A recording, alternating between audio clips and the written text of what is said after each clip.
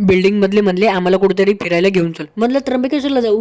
काकींकडे कॅमेरे घेऊस तर भाव लागला शायलिंग मारायला. इकडे तिकडे कॅमेरे करूस तर ते काही गाडीने मारली एंट्री.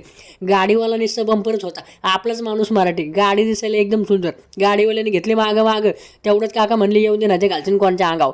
तेवढ्यात माझा जीव झाला धडपड. इकडे तिकडे बघूस तर काका म्हणले नारळ फुटतो हो फोडला टपकेन. तेवढ्यात पोटगी लागली रडायला. पोरीच्या पप्पाने मारली एंट्री. मी म्हणलं चोर आले का काय? ते म्हणले चोर नाही, मी माणूसच आहे. इकडे तिकडे कॅमेऱ्याचं करूस तर बायकांचा रस्ता कालभर. बायका म्हणल्या बॅगी भरा आणि लवकर चला, नाही तर जागा जाईन. इकडे तिकडे कॅमेरा फिरूस तर मी राहिलो मागं. मग मी गेलो पुढं.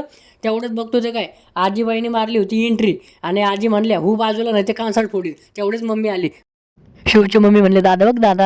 आणि तेवढे त्यांचे मिस्टर म्हणले बाय बाय, मी चाललो पुढं. तेवढे आले दुसरे आजी म्हणले जास्त शायलिंग मारू नको. माझा भाऊ शायलिंग मारायला लागला. नंतर काका म्हणले गेअर टाकून मी जातो पुढं. मित्र म्हणायला लागला मला पुढं बसायचंय. तेवढ्यात काका म्हणले लय माझ्या वाटती. यांना तर गाडीत बसायच्या आधी थंडी वाजायला लागली. भेटूया नेक्स्ट व्हिडिओमध्ये, तोपर्यंत बाय बाय.